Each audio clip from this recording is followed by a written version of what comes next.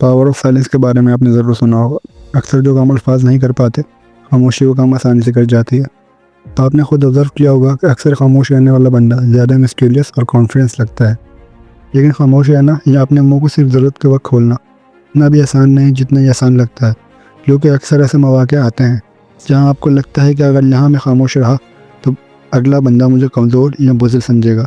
लेकिन ये ऐसे ही मौके हैं जहाँ पर खामोश रहना आपको दूसरों से डिफ्रेंशिएट करता है।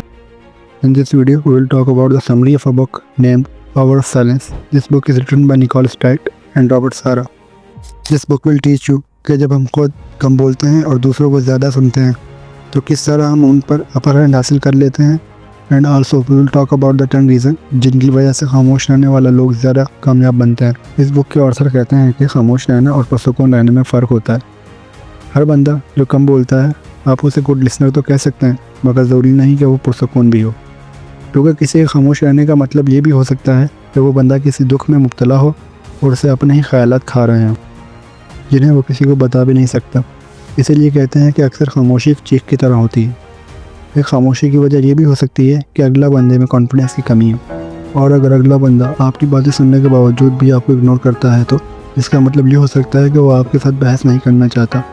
मगर यहाँ हम इस किस्म की खामोशी की बात नहीं कर रहे हैं, हम बात कर रहे हैं इंटेंशनल साइलेंस की, ऐसी खामोशी जो हम जानबूझ कर इख्तियार करते हैं। आजकल हमारा मसला ये है कि हम सोशल मीडिया की वजह से खामोश रहना और गौर करने की फुर्सत बहुत कम मिलती है, जिसकी वजह से हम में से 90% लोग आंखें बंद करके ज़िंदगी गुजार रहे हैं। यानी हम अपने पास्ट और पास्ट की गलतियों पर गौर नहीं करते, जिसकी वजह से हम अपनी गलतियों से सीखते भी नहीं हैं। आपके साथ बहुत दफ़ा ऐसा हुआ होगा कि आप किसी के साथ बहस की हो और आप उस बहस के दौरान आपको कोई भी अच्छी दलील याद ना आई हो, और जब आपने घर पे आकर खामोशी से सोचा वो तो आपको बहुत ज़्यादा पॉइंट याद आया हो जो अगर आपको बहस के दौरान याद आ जाते तो आप उस बंदे को मज़ा चखा सकते थे। अगर आपके किसी के साथ बहस हो गई हो या झगड़ा हुआ हो या आपको किसी ने बेइज्जत कर दिया हो तो आप उसके बारे में अकेले बैठकर सोचें और गौर कीजिए कि अगर अगली दफ़ा आपको ऐसी सिचुएशन का सामना करना पड़ा तो आप किस तरह रिएक्ट करेंगे और ऐसी सिचुएशन को किस तरह हैंडल करेंगे। जब आप 2-4 दफ़ा ऐसी सिचुएशन को बैठकर सोचेंगे तो अगली दफ़ा जब आप कभी ऐसी सिचुएशन में फंसेंगे तो अच्छे अच्छे दलील और जवाब आपके जहन में आएंगे, क्योंकि हमारी ज़िंदगी में न्यू सिचुएशन बहुत कम आती हैं। ज़्यादा दफ़ा हमें उसी पुरानी टाइप की सिचुएशन से सामना करना पड़ता है, लेकिन क्योंकि हम पुरानी सिचुएशंस को एनालाइज नहीं करते इसीलिए दोबारा उसी किस्म की सिचुएशन में दलील होकर रह जाते हैं। और ऐसा क्यों होता है? क्योंकि हम अपनी फालतू की बिजनेस को छोड़कर इंटेंशनल साइलेंस की प्रैक्टिस नहीं करते। इसके बाद ऑथर हमें अपने दादा की कहानी सुनाते हैं कि किस तरह उनके दादा सुबह उठते के साथ ही 1 घंटे के लिए तन्हाई में जाकर बैठ जाया करते थे और उस दौरान वो किसी से भी बात नहीं किया करते थे। सर कहते हैं कि हमें इस किस्म की इंटेंशनल खामोशी की ज़रूरत है, जहाँ हम अपने ज़िंदगी के हालात व वाक़यात पर खामोशी से बैठकर गौर कर सकें। इसके बाद ऑथर हमें इस किस्म की इंटेंशनल साइलेंस को मेंटेन करने का तरीका भी बताते हैं। वो कहते हैं कि किसी भी खामोश जगह पर जाकर बैठ जाएं, जैसे कि किसी एक रूम और किसी हॉल वगैरह में, और अपने मोबाइल, कंप्यूटर और लैपटॉप को अपने से दूर कर दें। इस दौरान उस बात पर गौर करें जो आपको डिस्टर्ब कर सकती हो। शुरू में आप किसी भी चीज़ पर गौर कर सकते हैं। जब आपको खामोशी में बैठने की आदत हो जाए तो फिर आप अपनी ज़िंदगी के हालात व वाक़यात पर गौर करना शुरू करें। जब आप इस तरह करेंगे तो आपको आहिस्ता आहिस्ता अपनी ज़िंदगी समझ आना शुरू हो जाएगी। आपको वो बातें समझ आना शुरू होंगी जिसे आपने पहले कभी गौर नहीं किया होगा। अगर आप इसे 21 दिन तक प्रैक्टिस करेंगे तो आप खुद देखेंगे कि आपकी ज़िंदगी में कितनी इंप्रूवमेंट आना शुरू हो गई है। आप अपनी ज़िंदगी को डिफरेंट मगर सही एंगल से देखना शुरू हो जाएंगे। चलें अब हम बात करते हैं उन 10 रीज़न्स की जिसकी वजह से साइलेंस मेंटेन करने वाले लोग अपनी ज़िंदगी में ज़्यादा सक्सेस हासिल कर लेते हैं रदर देन वो लोग जो आंखें बंद करके ज़िंदगी गुजार रहे हैं। Number 1, amazing plan. Silence maintain करने वाले लोग चीज़ों को ज़्यादा अच्छे से प्लान कर सकते हैं।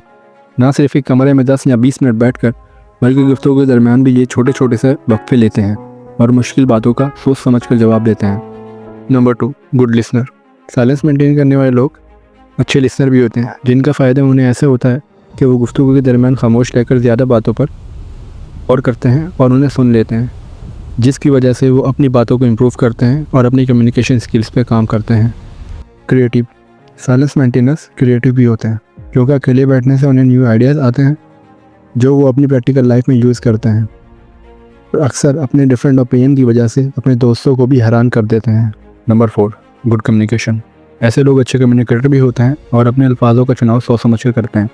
और अच्छी कम्युनिकेशन की ज़रूरत हर जगह होती है, चाहे फिर वो बिजनेस हो या फिर किसी के दिल में जगह बनानी हो। Number 5, good observing power. Intentional silence maintain करने वाले लोग अच्छे ऑब्जर्वर भी होते हैं। इसके ज़रिए ये लोग अपने आसपास की चीज़ों को अच्छे से ऑब्जर्व कर पाते हैं और अपना नेक्स्ट प्लान सोच समझ कर बनाते हैं। Number 6, having good friends. ऐसे लोग अच्छे और करियर ओरिएंटेड लोगों की कंपनी पसंद करते हैं और वो लोग इन्हें आगे बढ़ने में मदद करते हैं। Number 7, clear priorities. खामोश रहने वाले लोग बेशक ही पार्टी में मेन कैरेक्टर नहीं होते, मगर अपनी ज़िंदगी में क्लियर गोल्स और प्रायोरिटीज़ का इन्हें पता होता है। Number 8, trustworthy. साइलेंस मेंटेन करने वाले लोग ज़्यादा ट्रस्टवर्दी समझे जाते हैं क्योंकि ऐसे लोग ज़्यादा बोलते नहीं हैं, और जो लोग ज़्यादा बोलते हैं चांसेस हैं कि फ्लो में अपने ऐसे राज भी रिवील करते हैं जो उन्हें उस वक्त ना करने हो। Number 9, self aware. ये लोग अपनी अच्छी और बुरी बातों से अच्छी तरीके से वाकिफ़ होते हैं और कोई भी ऐसा कदम नहीं उठाते जिसकी वजह से इन्हें शर्मिंदा होना पड़े। Number 10, self control. ऐसे लोगों का सेल्फ कंट्रोल भी ज़्यादा होता है और मुश्किल सर्कमस्टांसेस में ये पैनिक नहीं करते और अपने आप पर काबू रख पाते हैं। इंटेंशनल साइलेंस के और भी कई डिप्लोमेटिक फ़ायदे हैं, जैसे कि अगर आप कम्युनिकेशन में साइलेंस मेंटेन करते हैं तो अगला बंदा उस खामोशी के गैप को फुल करने के लिए बोलता चला जाएगा और अपने कई सीक्रेट भी आपको बता देगा। इसके लिए इतना ही। अगर आप चाहते हैं कि मैं इंटेंशनल साइलेंस की पार्ट 2 भी बनाऊँ तो let me know in the comment section. Thank you very much for watching.